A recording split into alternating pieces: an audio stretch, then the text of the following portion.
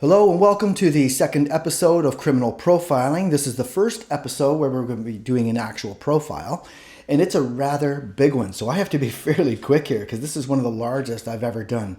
There's a lot of keywords to go through and whatnot, and a pretty complicated case. And the case we're looking into is, of course, Ghislaine Maxwell, who is presently going through the court proceedings. And as you know, there's been a lot of developments there with us, particularly with juror number 50, who may have caused a mistrial or who may have, probably more than likely caused a new trial to have to be done. And so everything's kind of up in the air. There is no sentencing in the works right now because they're investigating this juror number 50, who probably lied on his questionnaire because he's been running around telling the media that he was abused, he was younger, and probably swayed the decision of the other jurors. Not good. So that's pretty serious.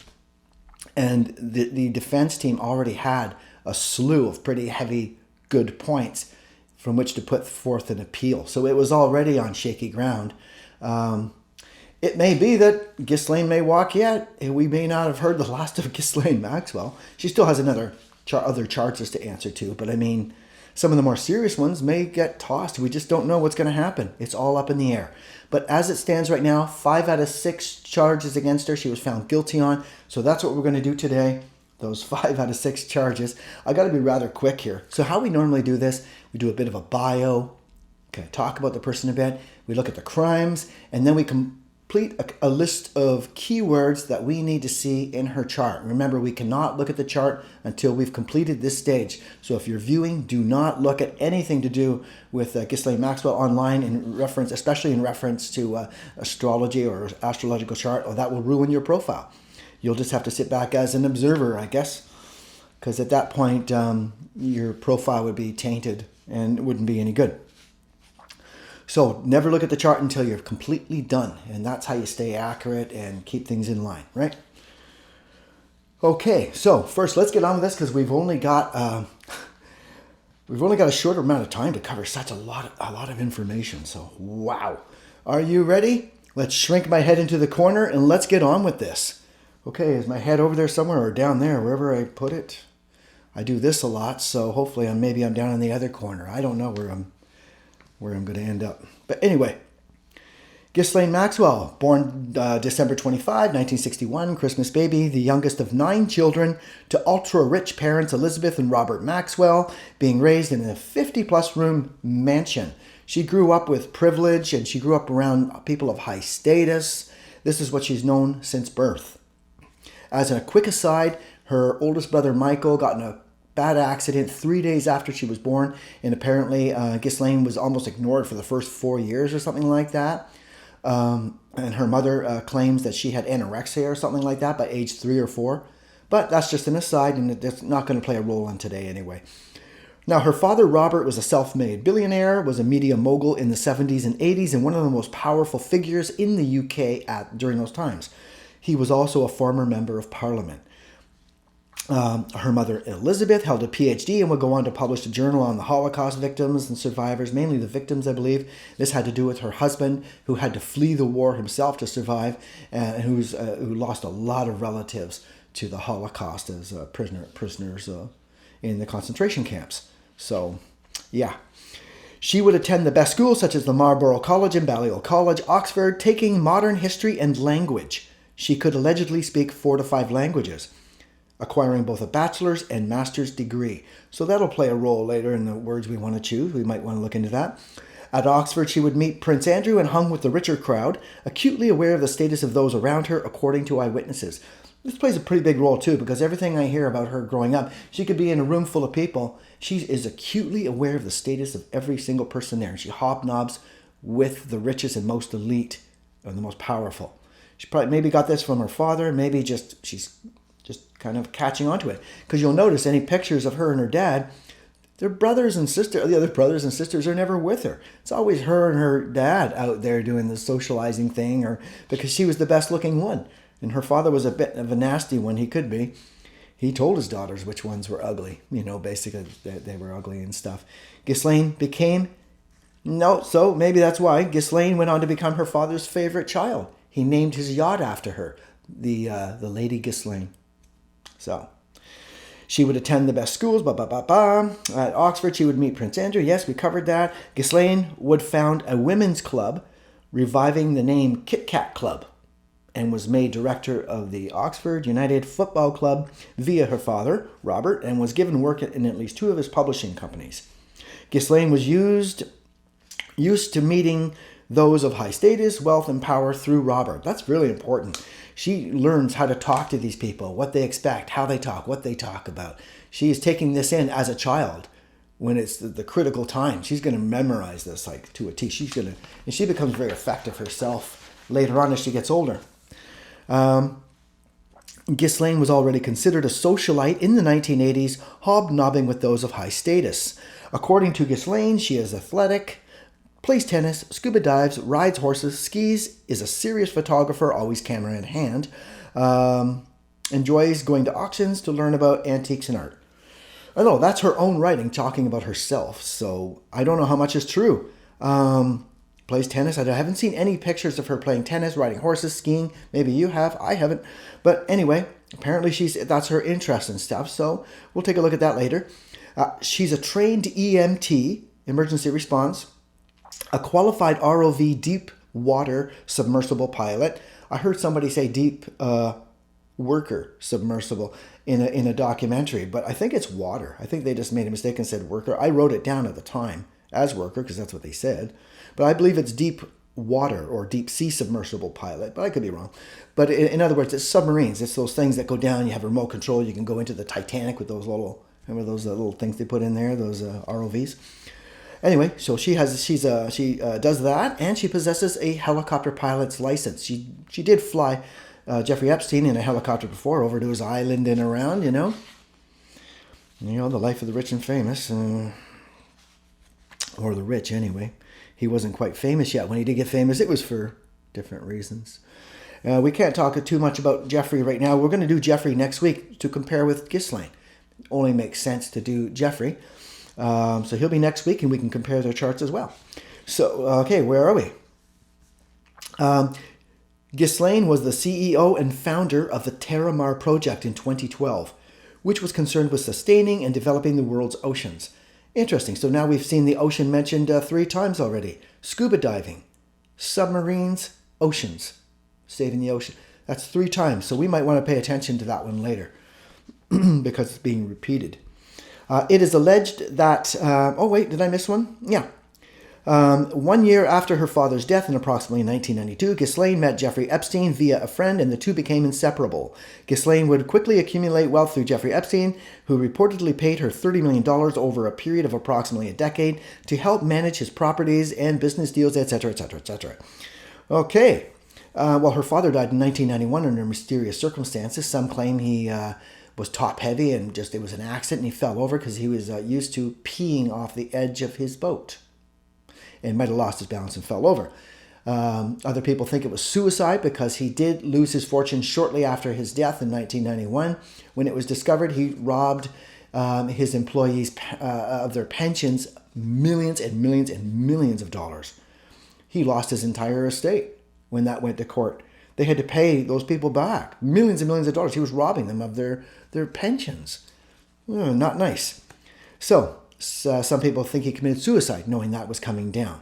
Other people disagree. Ghislaine herself truly and adamantly believes he was murdered, pushed over. Who knows? We never know. It was listed as just an accident or something like that. I forget what they listed it as, but there was no murder or nothing like that. No suspiciousness. After 1991, after her father became disgraced, of course in England, your last name means everything, Ghislaine took off to the United States to avoid the bad press in the UK. And she reestablished herself there. But she didn't have her father's riches, so she did work in real estate for a little bit of time, but not long. She befriended, and here we go, we'll take it up from here. And she befriended, 1 year after her father's death in approximately 1992, Ghislaine met Jeffrey Epstein via a friend, she wouldn't say who, and the two became inseparable. Ghislaine would quickly accumulate wealth through Jeffrey Epstein, who reportedly paid her $30 million over a period of approximately a decade to help manage his properties, etc., etc., etc., and business, blah, blah, blah, blah, blah. And to run possibly a child trafficking or ring. Okay? That'll come out later. It is alleged that Ghislaine, who was often referred to as the lady of the house, she wanted to be that, that she's been used to high status and being seen as the queen. She's right up there with the highest people. The queen and king. She's up there with royalty when she was in the UK and her father was flying high, right? She was the director of her own stock and she was living the life of the wealthy one. So she's used to that and she grew up with that. So she was often referred to as the lady of the house, would recruit young women for Jeffrey Epstein to abuse and engaged in abusing some of the victims with Epstein. Interesting that she would put her hand in there, get her hand in there, literally, and help out, keep the ball rolling, maybe, to make the girl more comfortable and to make sure things went smoothly for Jeffrey Epstein. This would continue until 2008, when Jeffrey Epstein was charged with procuring a child for prostitution and who pseudo-served 13 months of an 18-month sentence. We'll have to get into that with Jeffrey Epstein next week. We don't have the time today. That bogus charge, he was above the law, no doubt, at times. After 2008, Ghislaine was no longer seen with Jeffrey Epstein. Okay, let's continue. Like I said, we don't have much time. I don't want to keep it for 2 hours, and I've had to redo this film like 3 times because it's so long. So I'm trying to make it shorter, so it's more watchable for you. Okay, so around 2016 or later, Ghislaine secretly married tech billionaire Scott Borgerson, CEO of Cargo Metrics. That's in 2016. Remember, she so from approximately 1992 to 2008, she's with Jeffrey Epstein. That's a long time. And a lot of crimes happened in between those, from what we understand. So let's cover a few more things here. So she's sticking in with the big wigs. So first she meets Jeffrey Epstein after her father's no longer there, and he basically supported her, I believe. She's never had to work, and she's never opened any of her own businesses or something. She's had access to money her whole life. That's going to play a role later too. So she leaves Jeffrey Epstein. Next thing you know, she's married a billionaire. So she's sticking there to the very top, the high status people, right? Because that's what she's growing up with and that's what she knows. That's her life. So she functions really well in those circles. And it shows. So in 2015, the first charges against Ghislaine surfaced. The FBI arrested Ghislaine about 1 year after she went into hiding, though knowing all along her whereabouts. I think she bought a place called Tucked Away or something like that. That was the actual name of the place. It was a big place, obviously. Very well. She's back to being super wealthy again within a very short time. And by the way, cheers. Still drinking coffee through a straw until my cut heals. What can you do? Coffee through a straw. What can you do? Let's continue. Okay? FBI knew where she was all along in the tucked away place. Wasn't too tucked away. I'm getting over a cold too, so forgive me. In December 2021, Ghislaine would be found guilty of 5 out of 6 charges, which were as follows. Oh, she would be found not guilty on charge number 2. So charge number 1, guilty. Conspiracy to entice individuals under the age of 17 to travel in interstate commerce with intent to engage in illegal sexual activity. To travel in interstate commerce, that simply means that Ghislaine picked them up in her car, they were in her car, and she drove them over to Jeffrey knowing what was going to happen in that massage room. Number 2, not guilty on this one. Enticement of an individual under the age of 17, Jane only, one of the witnesses, to travel with intent to engage in illegal sexual activity. So innocent of enticement there. Number 3, guilty on this one. Conspiracy to transport individuals under the age of 17 to travel in interstate commerce with intent to engage in illegal sexual activity. So guilty of conspiring to transport other individuals for the purpose of sexual activity. Number 4. Did we do number 4? Yeah, no. Yeah, we did number 3. So let's do number 4. Transportation, she's guilty of this. Transportation of an individual under the age of 17 Jane only, with intent to engage in illegal sexual activity. So while she was found innocent of enticement of Jane, in number 2, she's guilty of transporting for the purpose of with Jane. So, number 5, guilty on this one, conspiracy to commit sex trafficking of individuals under the age of 18. That's a heavy. Number 6, another heavy one coming up, and guilty again of this, sex trafficking of an individual under the age of 18, Carolyn only. Another witness there. So we got some pretty serious charges there, which may all be dropped. We don't know yet because of everything that's going on. They've got a lot of appealable issues as it is. Never mind Juror 50 just ruining everything for the prosecution. Juror 50 was a godsend to, as they say, to Ghislaine Maxwell, who's probably jumping up and down with glee because that's probably going to get a new trial. That's pretty serious stuff what that guy did. So, pretty stupid. Sorry. Now, in the red lettering here, let's quickly go through this. Ghislaine presents us with an interesting case upon reflection of the charges against her. She showed no interest whatsoever in young girls prior to meeting Epstein, nor did she show any interest in making money by exploiting or trafficking young girls. These charges have nothing to do with her, in other words, in a sense, initially. The charges against her are about things she has no interest in whatsoever. True. So why risk it all for a man who Ghislaine discovered did not want to marry her, but rather wanted to live life having sexual relations with as many young girls as possible? Good question. Because apparently she was quite in love with him at one time, as far as we know. That could be just gossip. And was probably counting on marrying him. They were quite an inseparable team for a long, long time. But he liked young girls way too much. Up to 3 a day. And we'll cover that next week. So Ghislaine's family had lost their fortune, and Ghislaine, for the first time in her life, took a regular job for a short time in real estate. Jeffrey was her ticket back to the riches, and she would receive approximately $30 million over a 10-year period from him. Could have been more, we don't know. But it was at a cost. Ghislaine would have to recruit underage girls for him.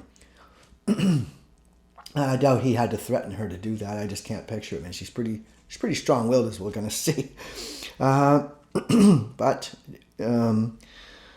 We'll have to, that's going to be a question. Why did she do this? Yeah? She hobnobbed so, maybe because he was the first one to come around. She was at a weak spot. Her father just died. She was still getting over him. And there he comes. He's got the qualities that she actually looks for in a man, as we're going to find out later. He fits the bill. I don't know about Scott. I don't know anything about Scott Borgerson. Have to look him up later. After Epstein's 2008 arrest, Ghislaine took her money and was never seen with him again. Ghislaine was once again rich and went back to being a socialite among the ultra-rich and powerful. So she's only down for about a year and something after her dad's death and fall into disgrace. She's right back on top. Multi-millionaire socialite. Keep in mind she was a socialite all through the 80s as well. So she's only down for about a year. This lady is effective. She's got nothing. Boom. Now she's a multi-millionaire. Just like that. Fast. Meets the right people, says the right things, and does the right things. Well, in this case, she might have had to sacrifice a great deal, right? So, that's it. That's a quick biography of Ghislaine Maxwell. Usually at these shows, it's encouraged that you kind of not watch the show right away if you don't know much about the killer, and go on and watch a YouTube documentary on the killer, whoever we're doing. Usually it's a killer or a criminal of some kind, usually you might go out and watch a documentary if you don't know much about, or just to refresh yourself. Maybe Google their name and look at 100 pictures of them to get it burned into your face and stuff like that, because I'm not going to pay for pictures. It's all over the internet. You're probably online right now. Just Google their name and look at 50 or 60 pictures. There you go. And come back here, because we don't need their face. I think I do have a face of Ghislaine that I didn't have to pay for here. It's a public. It's on, the public thing. So I was able to use it without having to get copyrights and all that. I hate that. So I'd go with no picture if I had to. But I believe we have one of Ghislaine, yeah. So I probably already showed it, so whatever. Let's get on with this. Okay, now what we do, we've got a biography. We have to build a word list. We need a list of words that we feel confident about. When I mean confident, I mean 100% close to it. Because keep in mind that the serial profilers, the criminal profilers in Quantico, They claim to have like a high 90s accuracy, like 97, 98%, if not more. They claim a very high accuracy right now. So for us to compete, our accuracy has to be 97%, 98% accuracy, if not more. We cannot make mistakes. And how do you do that? You can only use things that you can count on, that are proven, right? That's why I was skeptical about her sports that she listed. She likes skiing, apparently. Never seen a picture. She likes scuba diving. Never seen a picture. She likes playing tennis. No, I've never seen a picture. Have you? Maybe she did. Maybe she doesn't. That's hearsay. I can't go by that, man. I got nothing supporting that. So I'm not sure if I'm going to use that at all. I will use her helicopter pilot license. I will use her EMT license. And I will use anything else that she's got a license for, the submarine thing, the ROV. Those are all provable things. I've seen that on television. I've seen the proof there. She does have that. She does have those things. She does possess that. She does have a bachelor's and master's degree. She did go to university. She did take history. She did take language. Those are provable things. So we can use those. Like I say, it has to be provable. So let's get on with it. Here you can see I've marked the words I want to use in red. I'm just kind of skim through this. You can actually pause it and read the whole thing. Okay? Well, basically, I chose status, wealth, and power as all being three from the one thing, status. I consider her wealth only important to her because that enables her to move in high status circles. I do not believe she's greedy for money and wants more and more money. And the reason I chose that and did that is because of one thing. I've never heard of her opening one business. Why? She had access to all that money her whole life through her 20s and 30s. And she didn't open one Ghislaine Maxwell Studio 54, for more socializing. Ghislaine Maxwell's Martini Bar and Grill. She didn't open nothing, man. So she doesn't want money coming in. She's got tons of money. That's why from Dad, right? While she was with Dad and before Dad reached disgrace. Cheers, by the way. Cheers, cheers, cheers, cheers, cheers. I can't go dry this whole time. I want to do this really informally. I don't like formal. Obviously. No, man, realistic. Realistic. I'm not going to put on anything. Except clothes. Status, wealth, and power. I see that as those three all relating to the same thing. I think status is everything to her. I think she grew up in that circle and she's good at it. She was only down for a year. Next thing you know, she's got high status again. She's hobnobbing with the best from around the world. Presidents, CEOs. She's got more contacts. I am always, every time I look at a new video and they're mentioning new people, I'm not surprised anymore, but it just amazes me how many people she knew. How many people she introduced Jeffrey to. Even Bill Gates. Hey, Jeffrey, can you help me get a Nobel Peace Prize or something like that? I forget what I think that was going for, wasn't it? A Nobel Peace Prize? He denies it, don't they all? And the prince denies sleeping with the blonde, too. Yeah, whatever. Whatever. Mr. Lolita Plain. Anyway, so status, wealth, and power. Like I say, you can pause it. There's some other information there. I want to go over everything. I just want to get on with this because we got a really big chart and I want to get on with it. Okay? So that's why I chose those. Now, for other people who know somewhat about Ghislaine's case and has their own ideas about Ghislaine, may disagree with me about the wealth. So here's where you can write down. Do you have a pad and paper? You should always have a pad and paper on this show, man, because you're going to be building your own list eventually. You're going to be getting used to this. Hopefully, I'm going to have these tables for you to download, or you can duplicate them, just by pausing and writing them down, because these tables that come up are going to be used over and over.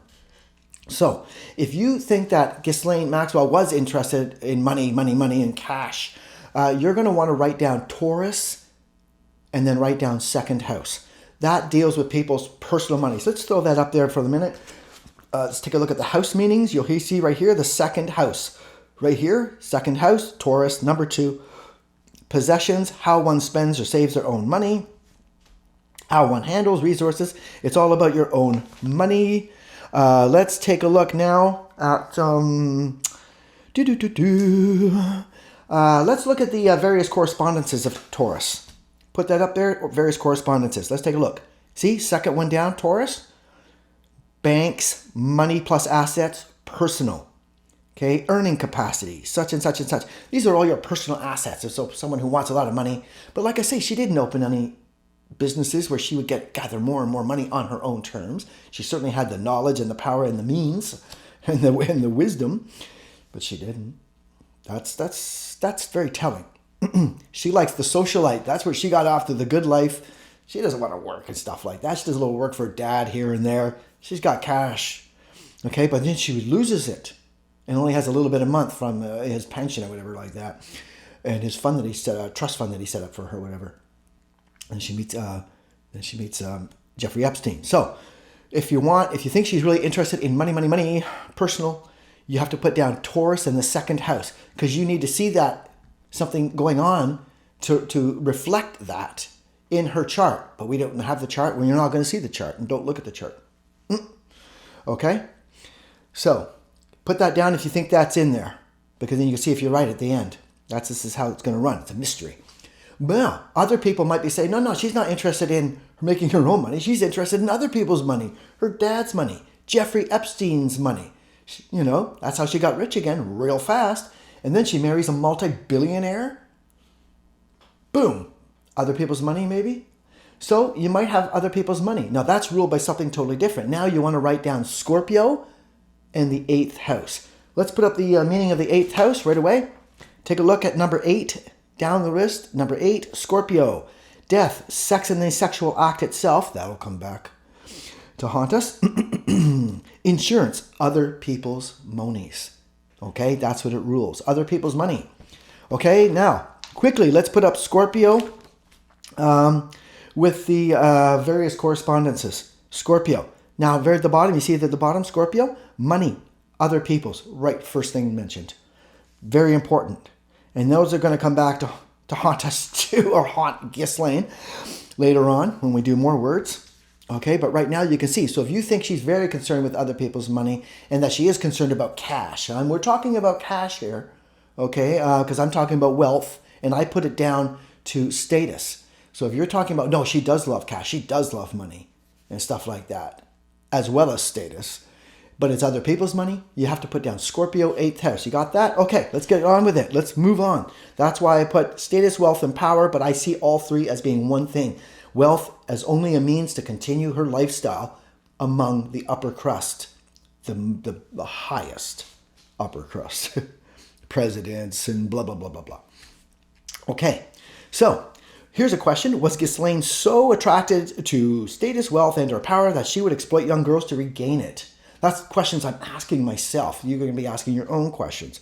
Why would she do this? Why would she risk her whole life? Well, she didn't meet Scott Borgerson at the time, or she might have jumped on his tailcoats maybe for the status and his billions of dollars, but she didn't. She met Jeffrey Epstein. And maybe she didn't know he was into young girls at the time, because he's not going to tell her the first day out. Yeah, you seem nice, but I really like him like 14. That might have not gone over well, but you never know. I mean, we don't know. So let's continue. Okay, but that is a question. If so, would she exploit young girls to regain her status? Does it mean that much to her? Because I'm stuck on status, not wealth. You might be stuck on wealth. That's fair and okay too. You might be stuck on Taurus, her own personal money. You might be stuck on the 8th house, other people's money. But wealth, you might see that as cash, man. So you can write that down. I'm thinking status. I think she's status obsessed. I think she functions totally on status. That's just from what I can gather from her anyway, from her life and what they've released about her life. There's not that much known about her, actually, for somebody who was a jet-set socialite. Now, socialite. She was known as being that through the 1980s, and she was only not a socialite for about a year and a half, 2 years, until she met Jeffrey Epstein. Then she becomes a socialite in the United States, because remember, her name is Mud in the UK. So, but she's still got connections from all around the world. So socialite, I see socialite too as a means. When you're socializing like that, you're networking. You're trying to meet other people you're trying to make connections, very big ones. She was very concerned with status. Even in college, her friends said, right? So I'm consumed with status, but I know she was a socialite. Now, socialite, I put it down as a key word. Now it's going to be difficult to work with, because there's a lot of social things in astrology. It can come from a lot of different avenues, man. A lot of different avenues. So that's going to be a tricky word that I'll have to deal with when time comes. Okay? Now you see we have the word list up here, but with no answers. Okay? Keep in mind we're attempting to add words that are very plausible and pertinent to Ghislaine. So I see her as socializing for the purpose of business, status, and securing her and working within a certain level. Okay, so it's not your typical socializing just to go out and have fun and meet strangers and just talk for no reason. I think she has a purpose. I think she's, very focused. That's just me. So for socialite, let's put up the answers that I put up. Here you'll see the answers I put up for status, wealth, and power. I'm obsessed with Capricorn. And you'll see on the top one, status, I've also got the planet Saturn, the symbol of Saturn, which rules Capricorn. Every sign has a ruling planet. Let's put up the ruling planets for a sec. Okay, here we got the ruling planets. Go down to Capricorn. You'll see Capricorn down the list there, a third from the bottom. Next to it, the ruling planet Saturn. You see the symbol, and it also rules the 10th house. The signs they have a ruling house too. So the first sign rules the first house. Second sign rules the second house. Third, and down to the 12th. So Aries, Taurus, Gemini, Cancer. 1, 2, 3, 4. Okay, that's how it kind of works in astrology. We'll learn as we go. Capricorn is the 10th sign, so it rules the 10th house. And it has similar meanings. So let's get up the meanings of the houses for a sec, just to look at that really quick. Just want to show you something. So the 10th house, which rules Capricorn. Vocation. You see it down there, number 10? Vocation, boss, work status. Mother, employee, governmental institutions, and business. Big things. Let's put up the various correspondences for Capricorn. You can see here the various correspondences for Capricorn. You can see it starts off boss, vocation, authority figures, controlling, fame, businesses. These are all different words that are owned by, relate to this sign. But if you go down the list, you're going to come across notoriety, status, power, president, professionals, public status, parliament, royalty, political party, the one that's in power, stuff like that. So you're talking the highest levels of government, the highest levels of CEO and business, the people who run kind of the world, that sort of thing. So that's the kind of level we're talking about here. When I'm talking about status, wealth, and power, I'm talking about the ultimate in status, the ultimate in power, and the ultimate in wealth. And the wealth is there just so you can continue riding high on that status, because she needs money to fly around the world hobnobbing with these upper crust people. They live a very rich lifestyle. So that's why she needs the money for it. But I don't think she's greedy for money herself. Anyway, let's continue. So you can see my answers there. Now, you might have chosen something different for wealth. Remember, if you think she's concerned with money and just for the money's sake and her own income and what she's got in her own bank, you want to put down Taurus in the second house. If you think she's very much concerned about cash, but other people's cash, then you want to put down Scorpio in the 8th house. Or you can put both. She's greedy for both. Okay, that's your chance now. Okay, I've only put Capricorn. I'm just focused on Capricorn. When I put Capricorn, I will also be looking into Saturn and the 10th house. That's automatic for me. I don't often list it, but if you put down Aquarius, then you're also going to put down its ruling planet, Uranus, and you're also going to put down its ruling house, 11th house. For every planet, you could include its ruling sign and house. It does not hurt to cover all your bases, okay?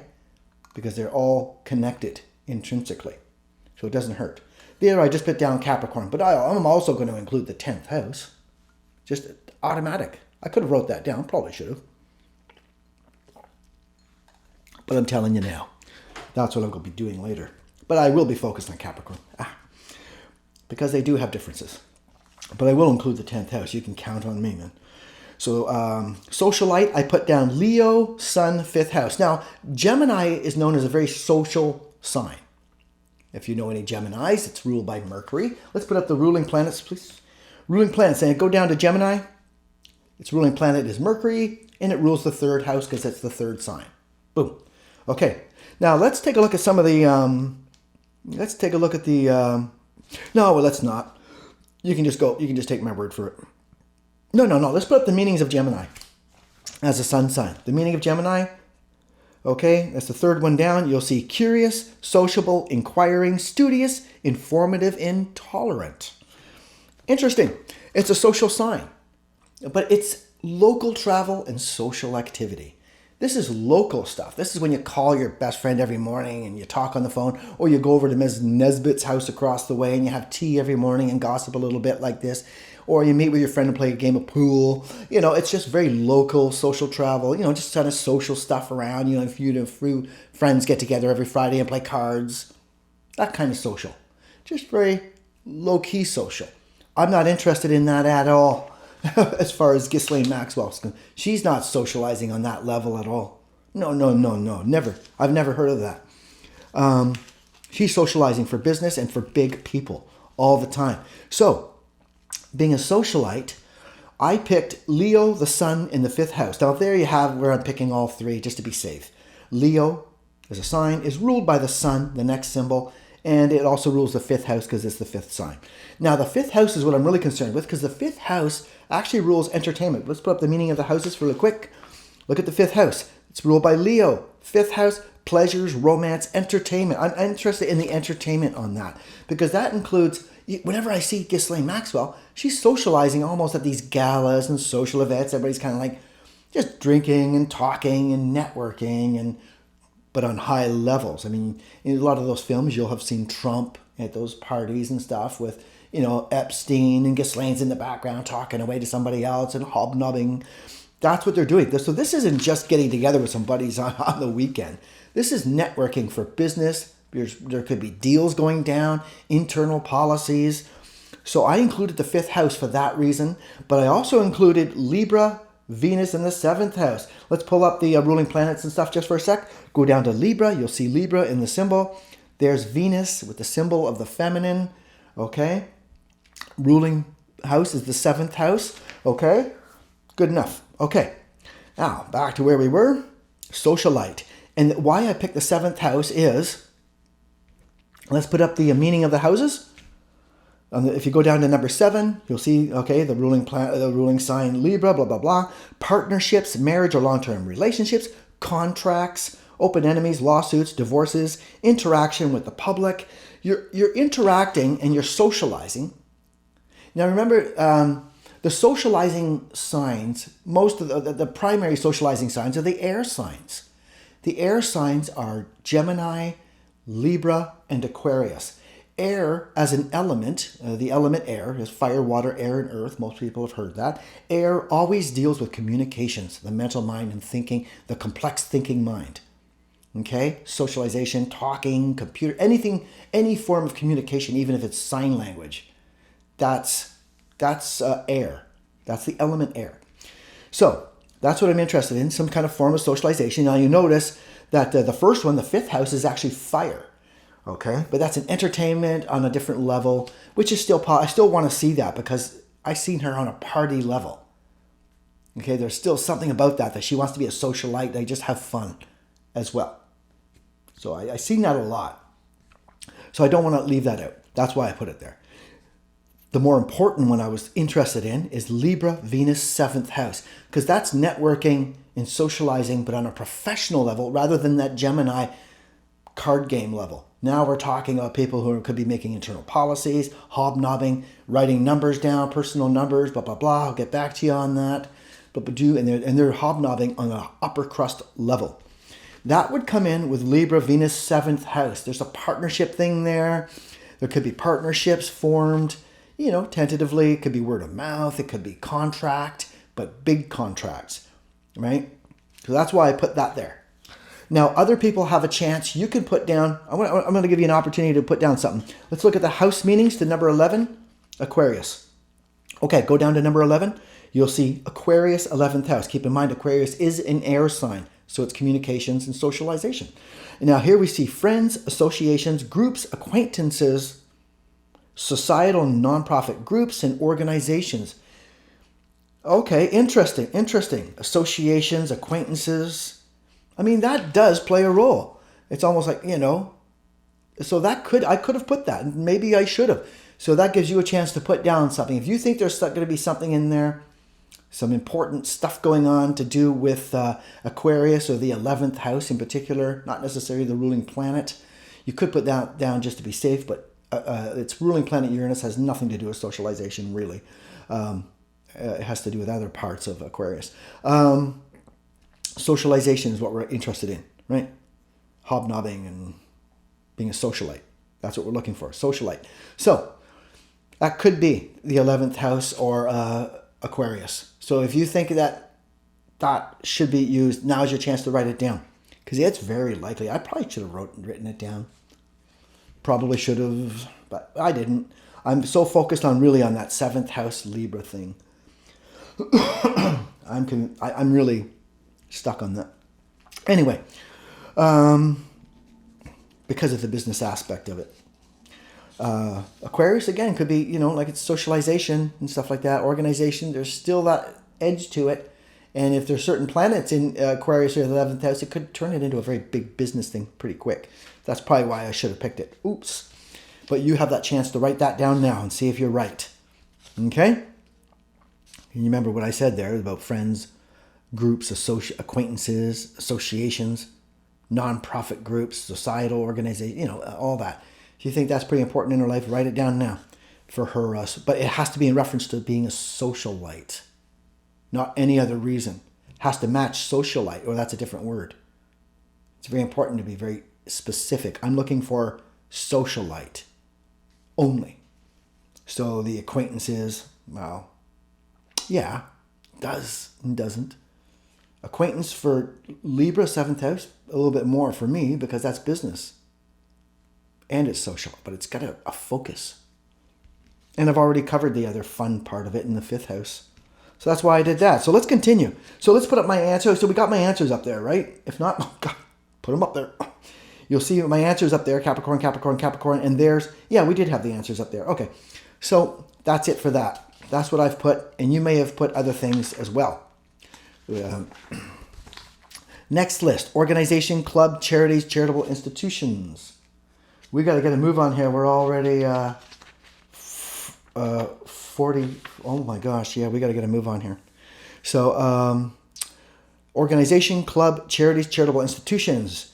Okay, let's put the words up there without the answers. Organization or club. Let's get up meanings of the houses. Go down to Aquarius.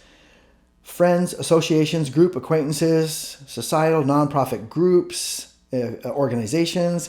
It rules clubs and organizations. Specific. I think in various correspondences, let's see what that says. Put up various correspondences. Let's go down to Aquarius. What does it say? Organizations, friends, acquaintances, clubs. Yeah, so it is in there. Yeah. Charities is in there. Blah, blah, blah. Money from business, stock exchange, platonic relationships. Aquarius is going to might be pretty important in this. So there you go. Organizations and clubs is ruled by Aquarius 11th house stuff. So that's kind of like limits you to that, okay? Because that's what we're asking for, organizations and clubs. That's it, right? So Aquarius and 11th house, that's what rules that, if you're wondering. It's right there. Now, next, charities and charitable institutions. You got to be really careful how you pick this because charities, there's two different ways to look at charities. One is the heartfelt charitable person who has a special affinity for somebody who had, maybe they lost somebody due to cancer or something, so now they're very sensitive to cancer. They're always giving their money, and or they love animals, and they're always giving to PETA and stuff like that because it's a heartfelt thing. That's one side of charity. Another side of charity is simply business, on a business kind of level. That's where I think Ghislaine is coming from. So, I did, but now let's put up some of the answers in here right away. Let's get the answers up. So you'll see for organizations and clubs, I put Uranus, I put Aquarius, Uranus, 11th house, both for organizations and clubs, because that's what's ruled. That's what rules organizations and clubs, plain and simple. Charities, the heartfelt one, I did put it, but for one reason and one reason only. I would have left it out. I do not believe she's heartfelt about her love of oceans for the Terra Mar project, that nonprofit organization. I've seen some films on it. I wasn't convinced. On the other hand, we got 3 ocean references from Ghislaine. We've got the submarine, we've got scuba diving, and we've got the Terra Mar project saving the oceans. Can't really avoid that. That's 3 times that's come up. So maybe there's something there. So I included Pisces, Neptune, 12th house. Let's get the meanings of the ruling planets. Okay, go down to Pisces, the very bottom. You see it at the very bottom there for the ruling planets and stuff. You got Pisces, ruling planet Neptune, 12th house. Okay, let's go back. Okay, so for charities, I put Pisces, Neptune, 12th house, just to cover all my bases. I'm really interested in Neptune because Neptune as a planet does rule charitable institutions. That's why I actually wrote charitable institutions, because Neptune rules that. So I want to include that. I want to take a look at it. I'm not putting a lot of weight into it. I'm not putting a lot of weight into a lot of these words. I'll tell you later which ones I'm putting my 97, 98% on. Okay, these other ones I just want as for confirmation and for interest's sake. But I'm not putting my whole money on it type thing. Okay, so charitable institutions, you can see I just put Pisces, Neptune, 12th house, just for the sake of completeness. It's actually Neptune that rules that. Now, Pisces rules the oceans in the one hand. Pisces does rule oceans. It's, okay, so I had to kind of include that, but I'm seeing oceans as in a different sort of way here. So I put, if you go to charities, I also put Aquarius, Uranus, 11th house, just for the sake of completeness. You'll see the planets in there. So Aquarius, okay, let's get the ruling planets up again. You'll see second from the last, Aquarius, down at the bottom there, Aquarius. Then you'll see ruling planet Uranus, ruling the Aquarius rules the 11th house. Okay, let's get back to where we were. Now, so for charities, I'm more interested in Aquarius in the 11th house. And the reason is simple. Let's put up the various correspondences for Aquarius. Take a look at Aquarius for various correspondences. Aquarius, organizations. But now if you go down there, the very last line, charities. Charities. It also rules non-profit organizations and stuff. It's on a different one. But it rules non-profit organizations and charities on that sort of level. That's the level I want with Ghislaine. Because Pisces, right below it, now it should mention charities somewhere too. Yeah, first line. Right after blackmail under Pisces, you'll see charities. But that's the heartfelt one we were talking about later, with a more emotional attachment. So that's why it's important to know your signs really well and stuff like that. You'll get to know them. And like I say, I'm always putting up these things and pointing them out. So you can pick Pisces if you want. Maybe you know something I don't. Maybe you truly believe she's in love with the ocean. Just in case, I put Pisces, Neptune, and 12th house. I want to cover them all anyway. I'm more interested in Neptune, but I believe it's coming from Aquarius. So that's why I put Aquarius. So that's why I put Aquarius for charities. I'm seeing it as more of a business thing where she's actually networking. And if you look at the Tara Marf videos on YouTube, it really comes across as just networking and hobnobbing with the people of high status. The announcer even talks about some of the people in the crowd buying parts of the ocean. So pretty weird language going on there, if you watch it. So yeah, I'm convinced that it's more Aquarius anyway for her charities, and it's not a heartfelt thing. Okay, next. Oh my God, we got a lot here. We're never going to make the 1 hour mark. So I'm going to try to fly through this. We still have to go through the chart too. I also put adventure, masculine energy. I put history and languages. I put ocean, partnerships, contracts, and other people's money. All these things I want to look into. For adventure and masculine energy, okay, we got the things up here with no answers, right? Adventure and masculine energy. There's a sign, Sagittarius, that is, if you look up, I'm not sure if it's going to be in there. Boy, oh boy, oh boy, oh boy, probably not. Maybe under various correspondences, if we can get Sagittarius, maybe I put something there for you. Under various correspondences, under Sagittarius, we got long distance travel, higher learning, university, blah, blah, blah, planes, helicopters, stuff like that. Foreign countries, philosophy.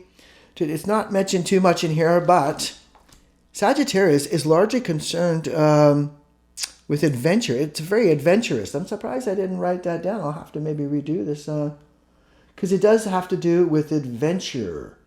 There's an adventurous quality to that. Anyway, and masculine energy. Okay, so for adventure, I might look into Sagittarius, which is a fire sign, and is a very likes adventures and things like that. Long distance travel, foreign cultures, things like that, adventures and discovering things. She definitely has a thing like that for adventure because of the she's an EMT. She's got an emergency thing. She's flying helicopters, submarines. She likes adventure and her lifestyle. She's adventurous. She's got a lot of masculine energy. I noted that. Like the things she picks, it's very masculine. She's got masculine energy going on. She's also very feminine. She has feminine qualities too, but she definitely, to me, has masculine stuff going on there, masculine energy. So maybe she does like those sports, those things like that. Anyway, so I want to see what, okay, so let's get the answers up that I'm doing. Let's get the answers up for, I'm not sure if I put them all up, for adventure and masculine energy at least. Do I have that up there just by itself? Maybe not. I might have to put it all up. I'm not sure. But masculine energy and stuff like that and adventuresome. So you can see here I put Sagittarius and Mars under adventuresome. The planet Mars is the planet of war and aggression and activity, where you spend a lot of your time in action. Masculine energy, I put Mars and the symbol of fire. That's a triangle with the apex up. So I'm going to look at all the fire signs. I want to see Aries. I want to see Leo. I want to see Sagittarius. Anything in those fire signs or houses. I'm going to look at sort of an overview. I want to see a lot of masculine energy from either Mars or the fire signs. There's no two ways about it. I want to see some masculine energy and some adventuresome nature, which can come from that masculine energy depending on the signs involved. We'll have to find out. But that's what I put. Now, history and languages. I can tell you right now, Saturn rules history. Let's get those answers up anyway. Let's kind of just go through this because it's such a big list. Normally, I have a list of about 4 things, so it's very hard to get through all this. History is ruled by Saturn as a planet. You can see history, I've got Saturn, the very first planet, but next to it, I've also included Mercury because Mercury deals with inquisitiveness and information and, just the inquisitive nature of it. It rules the mental mind, what it finds curious and what's it attracted to. I want to check out that too, just to see if maybe the history comes from where Mercury is posited in whatever sign or house, that can produce a historical bent of mind too. Languages, what did I put for that? Just Mercury. Languages is basically ruled by Mercury, which is your mental thinking mind and your speech, all forms of communication. Computer, sign language, your Morse code, speaking, winking. Any kind of form of communication from one person to another, no matter what medium you're using, that's Mercury. That's communication. So, languages. Was she truly interested in languages? Like linguistics? I doubted it, so I didn't put that. But if you think she was really interested in language, you could, in linguistics and the history of language and, the letter A compared to the letter Aleph in Hebrew or something, just really into linguistics, then you can put Sagittarius, Jupiter, 9th house, if you think that should be in there. Myself, I think she chose languages for her status. I think she chose languages because that helps her to hobnob with people from all around the world. So when she's in some country talking to some bigwig, some president of another country, and she's talking in his or her native language, very impressive. That helps to make you look very high stature, very sophisticated. And she's moving in those circles, so she may know instinctively what to do. Her father, Robert, also very good at languages.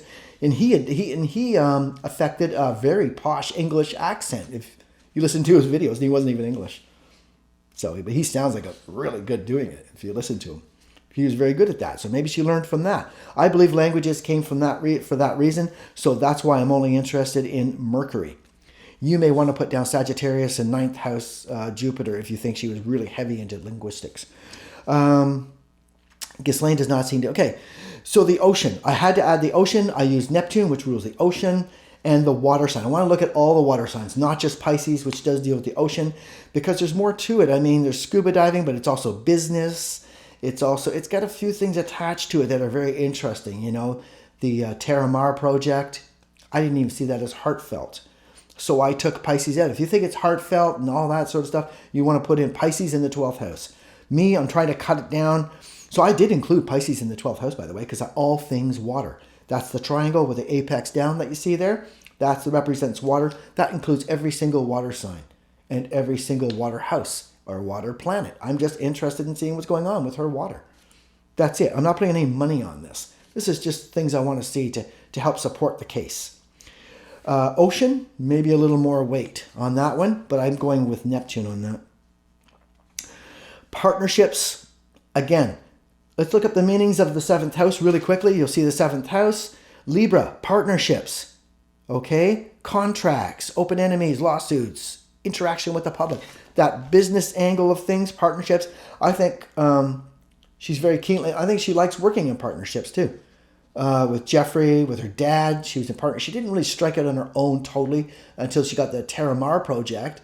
And I think she was working with partnerships in that too. She was working with a lot of different people involved in that project. Plus she had Scott Borgerson that she was marrying. And so she had plenty of other stuff going on with partnership. I think she was very big on partnerships. So I put Libra, Venus in the 7th house because of that. I also included, and here, like I say, I'm just playing it safe, Gemini, Mercury, 3rd house. Ruling planets up. You'll see Gemini, 3rd one down. Gemini, ruling planet Mercury, 3rd house. Again, like we talked before about Gemini being local travel and social activity, the local card game with your friends and stuff like that. I'm not really interested in that. The contracts involved. There's 2 different signs that deal with contracts. One we just read, the 7th house, and Libra deals with heavier contracts, big business contracts and dealings like that. Gemini would deal with small contracts and little things.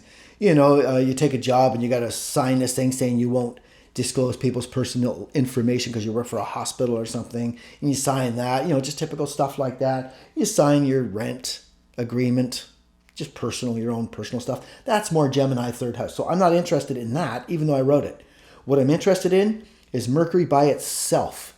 Where is Mercury? And that might, or what if there's an important planet in Gemini that makes it more important? So you could have Jupiter, which rules executives, in the sign of Gemini, which is kind of the lower functioning contracts. But because Jupiter is an executive type, that raises the bar on the contract. So maybe Gemini might come into it, but it's going to need supporting stuff to make it big business. It's going to need a big planet in there like Jupiter or something like that. So it's not totally out of the game. But I'm really interested in Mercury personally. Okay. And lastly, so that's contracts. I'm going for the big contracts, really, the 7th house. I'm really interested in the 7th house for hobnobbing on a higher level. Other people's money. She did seem to have a lot to do with other people's money. So I ended up adding that because she never opened up any of her own stores, bars, anything to bring her in her own money. She worked for such a short time, it's not even worth mentioning, when she did a regular job. And that was less than probably a year. She probably did it for a few months. And then she meets Jeffrey Epstein, becomes a multimillionaire. So other people's money, very possible. If you're dealing with other people's money, like we mentioned before, Scorpio, 8th house. Scorpio or 8th house. I'm not so concerned with the ruling planet Pluto. Leave that out because this is very specific, other people's money. Scorpio or 8th house. You can write that down if you want and join in. That's what I've put there on my answers, as you can see. I think she's concerned with that. And again, other people who think she's concerned with her own personal bank account and money means a lot to her, you're going to want to add Taurus and 2nd house like we did earlier. We talked about earlier when we were talking about wealth. Okay, enough of that. We're done. They're done. Now, I got to really boogie here because, we've already done the hour and I wanted to be almost done right about now. So I'm a little behind, so bear with me. We're going to plow through this. Now that we've got our word list, is it confirmed? Is it confirmed in the chart? Now, I put my money on status, wealth, and power, all being related to status. I'm consumed with status. I'm willing to put my money on that.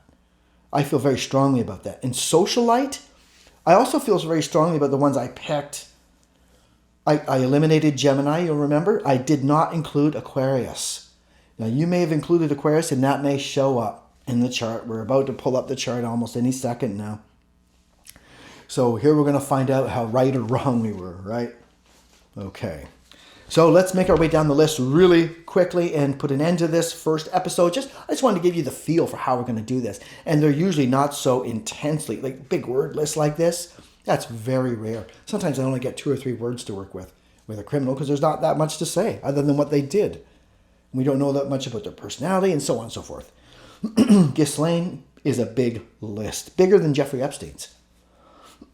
Much bigger than Jeffrey Epstein's. We don't know much about him. We only know certain things about him, and it comes down to like 3 words, 4 or 5 words. You can describe everything he did in like 4 or 5 words. As you'll see next week, I think. I'm not even sure if I don't think I've finished it yet, like writing it. But, okay, let's put the chart up. Here it is. Ba-boom.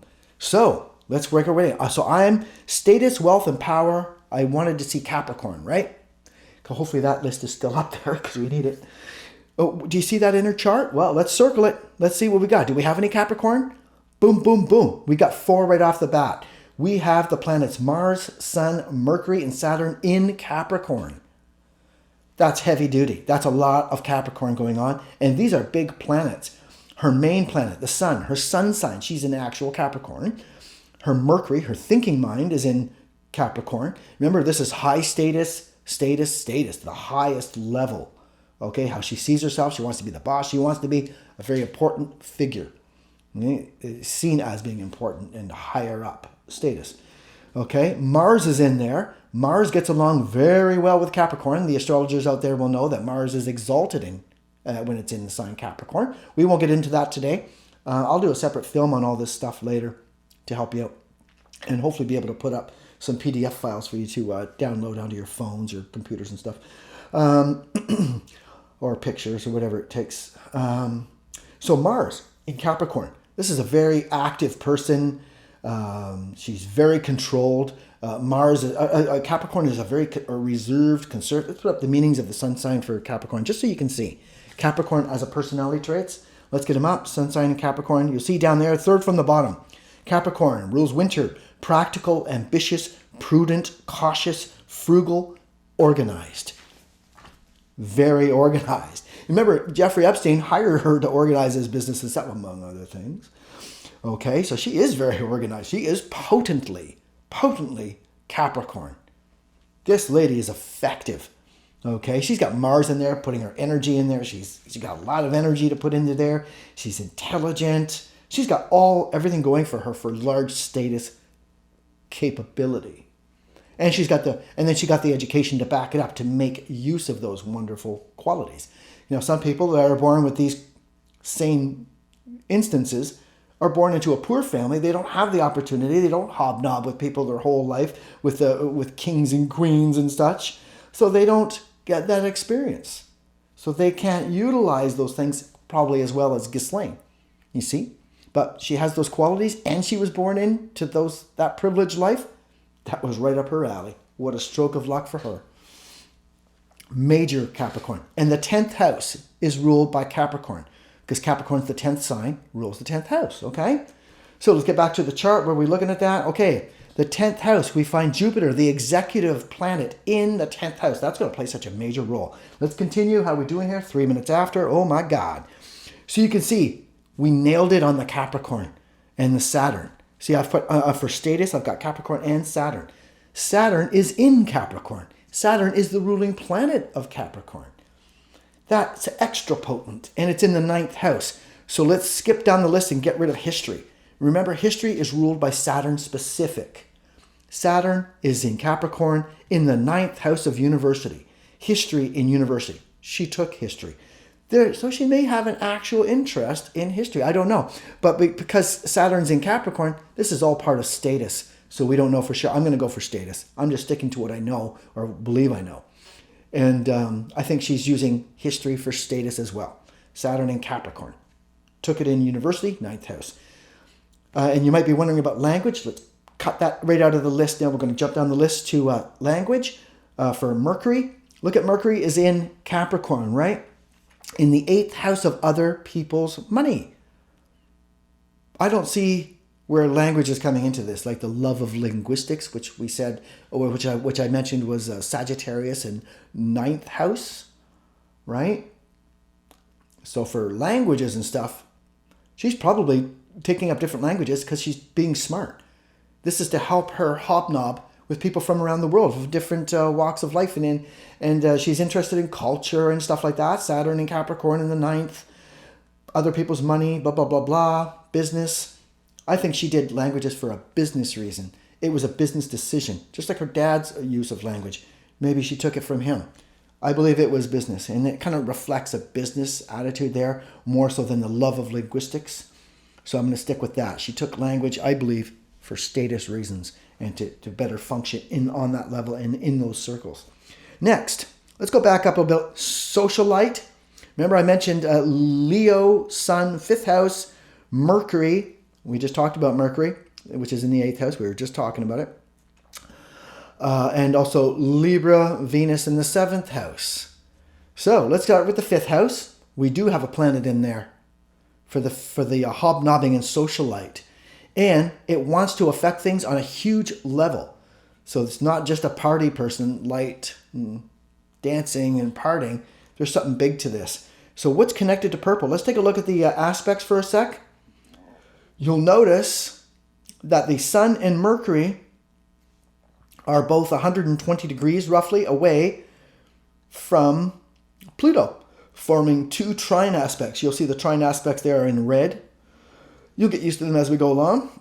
Those are positive aspects, trines, showing how well she functions and how effective she can be. Pluto goes all the way. Pluto wants to change things in a big way, make big changes, and do things at a big level. Just like Capricorn, status, power, not just a regular worker, not a clerk like me, but the boss.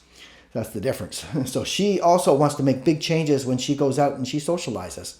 She's got big change in her mind. She can affect people. She's very effective because that's Mercury, her mental mind. In trine aspect of Pluto, she can influence people in a big way. Very influential potential. Big time. Not just with one person, but with groups. This lady's pretty potent.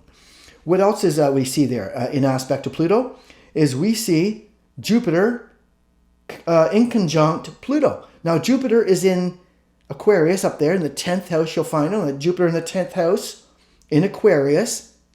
So Jupiter is the executive planet. It's in the 10th house of Capricorn, status, presidents, king, bosses, the highest level of status. So the executive is in the highest level of status. That means Jupiter, what that means is that you can communicate on a very high level and you can understand big concepts that might be talked about in these upper circles. She can keep up with them, no problem. Now, Jupiter is in Aquarius. That's interesting because Aquarius rules non-profit organizations.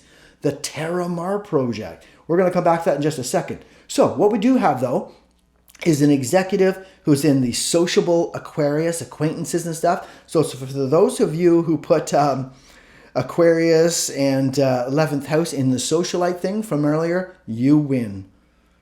I should have put it. It's in there. But it's a combination. And sometimes combinations are very risky to put when you want to put your 97, 98% trust in it. Jupiter in Aquarius in the 10th house, that makes it her socialite thing. Okay? And it's connected to Pluto in the 5th house for socialite. So it's actually a combination. When it's all put together, then it forms this socialite person who's going for business. I wouldn't have picked Jupiter and Aquarius in the 10th house in conjunct Pluto in the 5th. That's stretching it and that's taking a big chance, right? You wouldn't normally do that. Me, I stuck for socialite. I stuck with the 5th. I stuck with the 5th house and the 7th house. And let's go to the 7th house now. What do we got? Do we have anything? Because I was riding on this one big time. And we have Venus and Mars. Venus conjunct Mars in the 7th house. So I wanted to see Venus or the 7th house come into it. I get both in one. Venus in the 7th house. Perfect. And it's conjunct Mars. It's active and aggressive. And it makes that motion. And it's not overly aggressive. Like Mars is in Capricorn. Remember, Capricorn's reserved. She's a very composed person. She's not like her dad who's a bit more outward. She's very composed. It could be very ladylike and very composed and controlled. So, and that shows that. Mars in Capricorn is very controlled anger, very controlled actions, organizational skills, and blah, blah, blah. So, we have Venus, which is the planet of attractions and courtship. Now, let's take care of a couple things here, okay? So, we had adventuresome, right?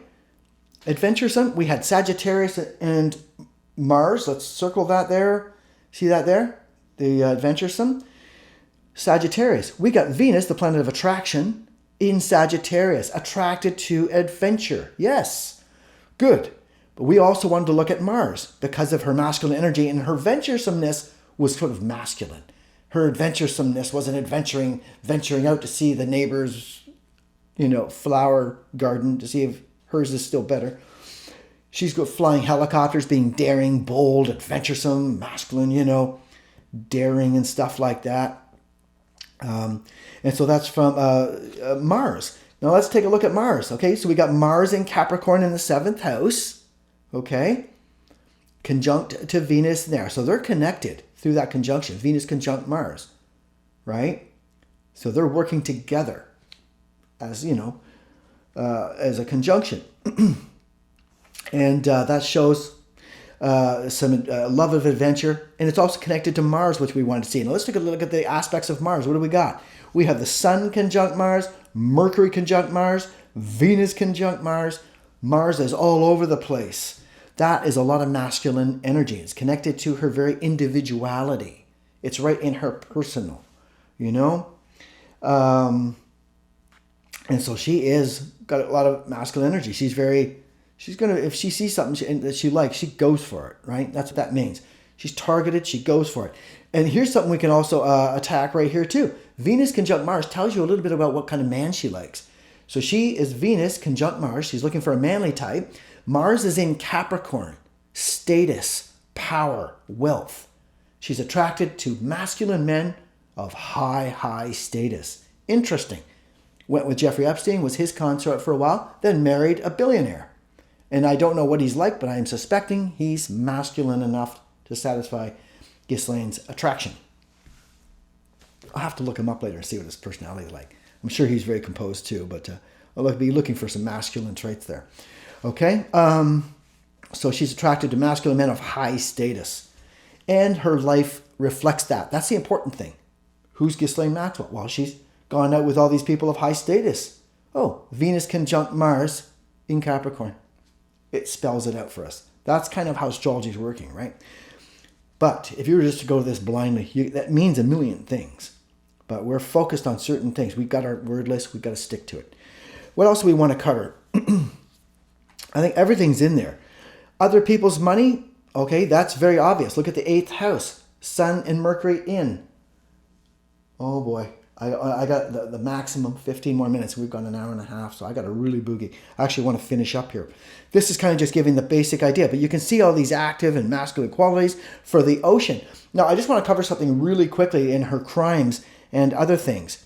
Okay, we've covered her partnerships and stuff with the 7th house and the 5th house. They're both active. I could have put Aquarius, and I probably should have, but it came out and it was there in a combination.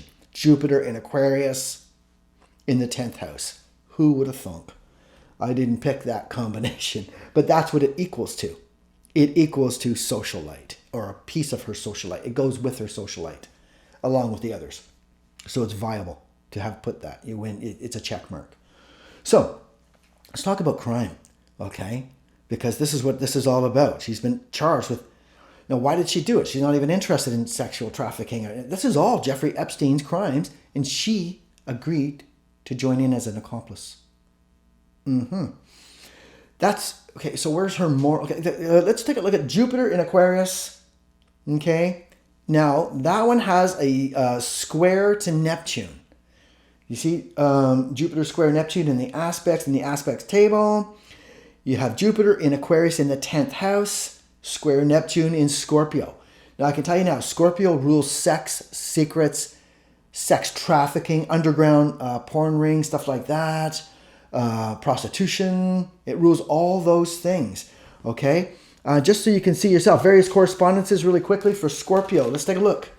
Scorpio, money, other people's, taxes, castration, death, cults, revenge, inheritance, secrets, the sex act, joint savings, organized crime, prostitution, sex with commitment, intense emotions, will. So it's ruling the sex act. It's ruling all kinds of things, secrets, scams, stuff like that.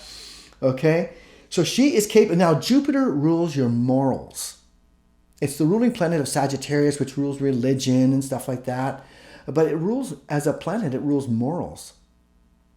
So, and Neptune, it's square to Neptune, which rules deception. And Scorpio, sex, prostitution, child trafficking, organized crime, blah, blah, blah. we see a weak link right there. We needed a weak link. I didn't know what it was. I was thinking it had something to do with she'll do anything for status. That's what I believed. She'll do anything for status, even traffic young underage girls to make sure that she gets back her wealth and her power and her status, being all the same to me. And that mixes perfectly. Jupiter is in the 10th house of status.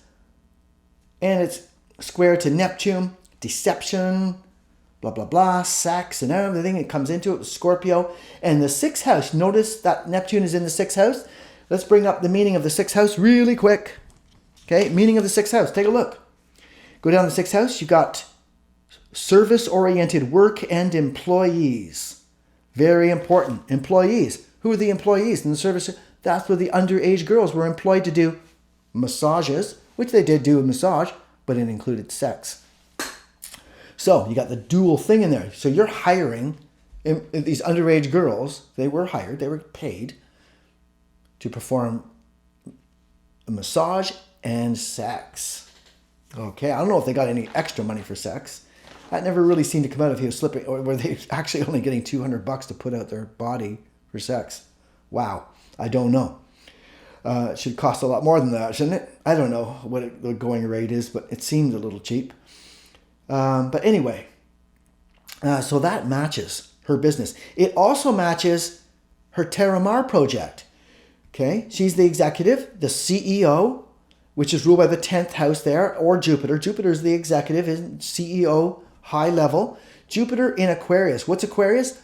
Non-profit organizations, such as the Terramar. Not like the charity we saw in Pisces. I turned that down, right? It's actually Aquarius. Jupiter in Aquarius rules the non-profit organizations that we were looking at in the charity, that type of charity that's more business. It's in the 10th house of status. She's doing this to network and to keep networking with the upper crust. And Jupiter is, of course, square to Neptune, which rules the ocean. Okay, and Scorpio is a water sign. So that's taking us back also to maybe her interest in the ocean and why she chose ocean. Just came to her mind. Well, she scuba dives, Terramar project, Save the Ocean, and submarine stuff. That's where that comes from. That's where that is reflected in the chart. Okay? Interesting. So we're not quite done yet, are we? No, she hasn't. So that's her weakest link. Jupiter square Neptune in Scorpio is her weakest link, and it shows that it affects her status. She's willing to do anything to gain. Gain itself as a word, G-A-I-N, is ruled by Jupiter. And Jupiter, gain, in Aquarius, her not-for-profit organization, in the 10th house, she's the boss, square Neptune. Deception. There's probably some deception and stuff going on with the Terramar thing. There's more to it than meets the eye, probably. And it could be that status thing that we were talking about. It's also quincunx, Jupiter, quincunx, Pluto. So she's Jupiter, that shows how potent and how effective she is too. Jupiter is in the 10th house in Aquarius of the socialization, and Pluto is in the 5th house of entertainment and stuff, where she hobnobs a lot, right, in that area for entertainment. She's very influential, and she can cause things on a big level, and she can do good and evil on a very large scale level. And this was a large scale level. It was a lot of kids involved. There were a lot of kids involved. So that's a big level. So there we have the two. Jupiter in conjunct Pluto. She's willing to be pretty nasty. Sort of like her father when he ripped off his own employees of all their pensions. That's sort of on that level. That high level of big money, big wrongdoing affecting a lot of people. She wants to affect a lot of people, and she can affect a lot of people. She's very good at what she does. She's very influential. That's what it comes down to. She can be very influential. And she can be corrupt for power, because Pluto as a planet rules power. She is interested in power and status, that sort of level. So that goes along with that too. She's willing to do anything for power and status. That's what I believe, and that's kind of what's reflected here. So I would kind of leave it at that myself. I'm actually satisfied. And, we nailed it. We nailed it down to that 97, 98%. Which words did we put the most into? Are we done here? Yeah, we're done. Where did I put my 97, 98% in? Status, wealth, and power was my biggies. I want to see that like full blown. That seemed to be her entire life. Socialite, definitely in there. I mean, she did that her whole life, whether I like it or not, it's in there. She was a socialite, guaranteed. Only for like a year or two she wasn't. So we had to tackle that very difficult word. But we won. We won, hands down. The 7th house came out. The 5th house came out. And for those of you who put the 11th house in Aquarius, you get a check mark for that too. You were right. It came out with Jupiter in Aquarius in the 10th house. What can you say? I should have picked Aquarius. I didn't. But I won on the other two. So it was the three things. That's a big social... It's pretty social. She's got 7th house, 5th house, and the 10th house all integrating socialization. Status with her socialization is all included in everything. Her planning, everything. Pluto's in Virgo. That's planning. Everything behind it. She's very organized. She knows what she's doing. I think we covered everything. Okay, we've covered everything. I just wanted to give the general idea. This was a huge list, very difficult to get through. This should have been a 2-hour special, really. Premiere. I don't know. Whatever. Premiere. Oh my God. Anyway, I hope you were able to follow along. Okay, I had to really race just to get this done, but I made it within the hour and a half. That was my limit, hour and a half. It's been an hour and 20 minutes. I'm done. And I'm sure you are exhausted too, maybe, from listening to all this. But I hope that you got to see some stuff up there that you can see how the chart actually reflects Ghislaine. That chart really is Ghislaine and nobody else. I mean, it has everything about her in there. It's dead on, deadly accurate. You'll see there's nothing in Taurus on that left-hand side of the chart there. Right? Where you see Aries, Taurus, and Gemini, and Cancer, right? In the 11th house, 12th house, 1st house, 2nd house, 3rd house. There's nothing in those houses, right? In particular, Aries, Taurus, Gemini, Cancer. We didn't want much to do with them because that didn't have much to do with her crimes or her life, right? With the things that were important, the things we needed to see, had to see. Right, insofar as this crime is concerned, we can see the corruption that she's potentially going to get in, and the reasons why she's going to do it. Okay, Jupiter in Aquarius in the 10th house is very telling. Square to Neptune in Scorpio, which rules the child trafficking. That's bang on. That is bang on, right? So that's what we're looking for. So anything below socialite organizations and clubs, yeah, I wanted to look into that, but that's not my big thing. Charities was not my big thing. Charitable institutions was not my big thing. I didn't really care. I just looked into it for something to do. Adventuresome. I was concerned about that in her masculine energy because I saw that in her. And the things she did, the EMT, the submarine, the helicopter, that's adventuresome nature. She has an adventuresome nature. And I started to feel very confident about that. So I would have picked masculine energy, active qualities, not necessarily Sagittarius. I put it down there because that seems the most likely. It does rule adventure. But you can get adventure in many ways. With Mars in Aries, that's pretty adventuresome too. I mean, there's many ways that an adventuresome person could have come out in here.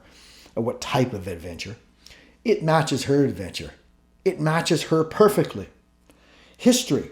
Well, we got, everything's there. Partnerships, contracts, we nailed that.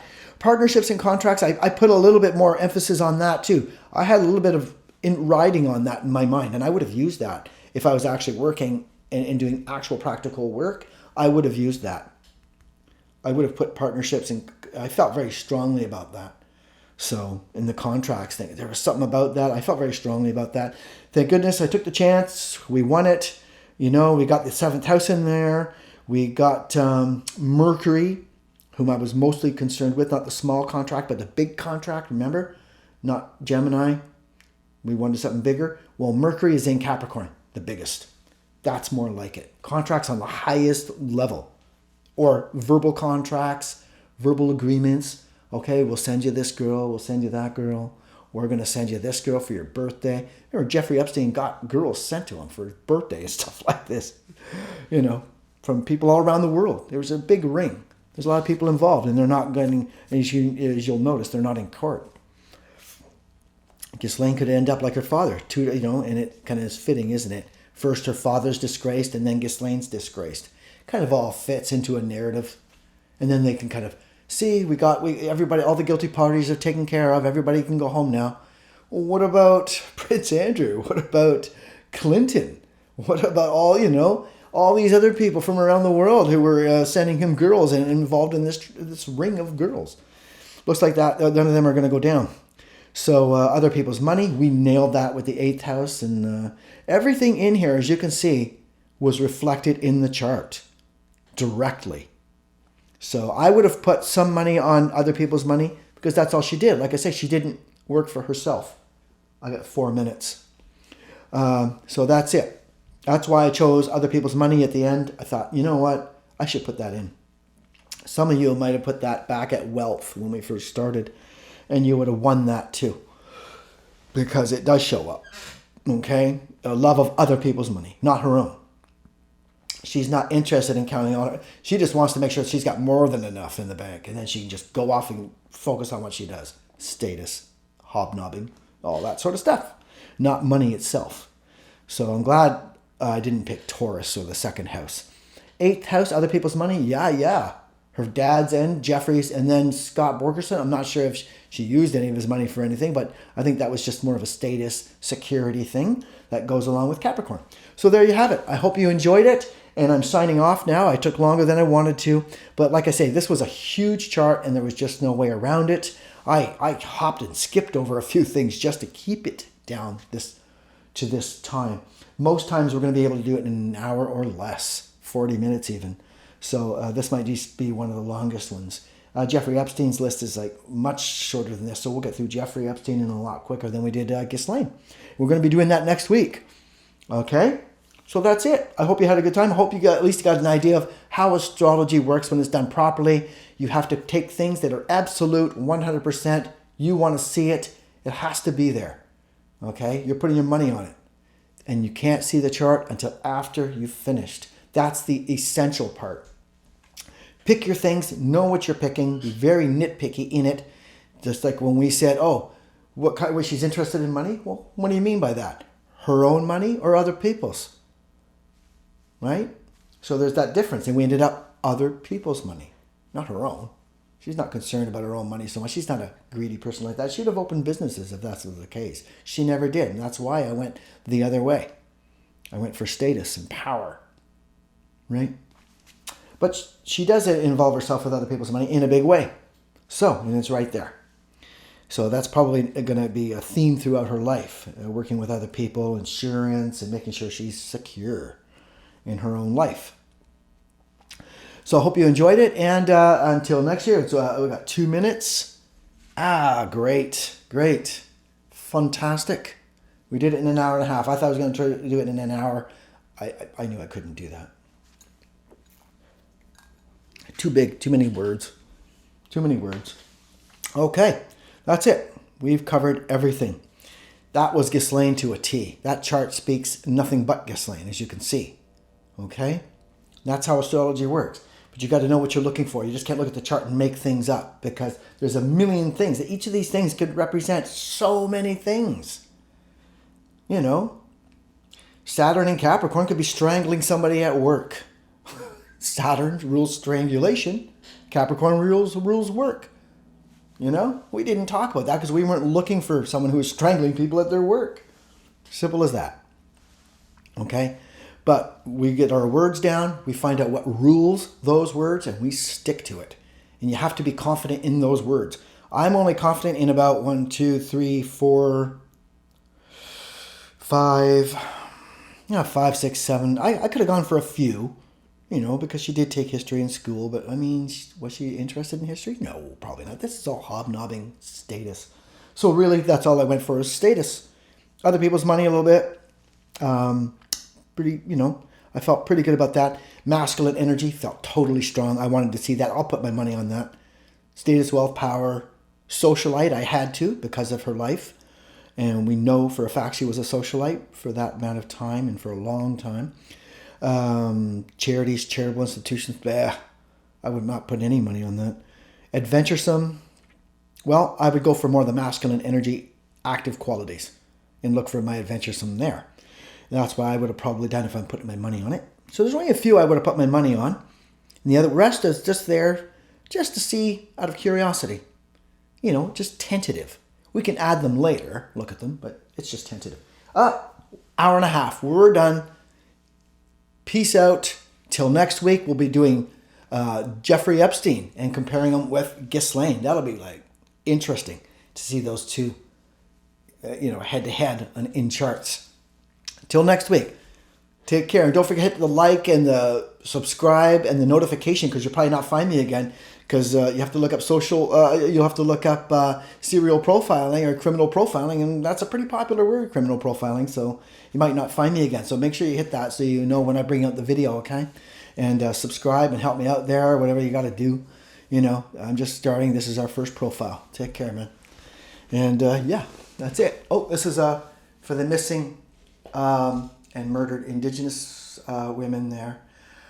Very sad, but that's supporting them. And that was done by the Indigenous women, painted and stuff. So very nice.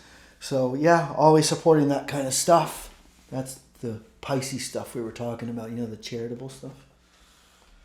Mm-hmm.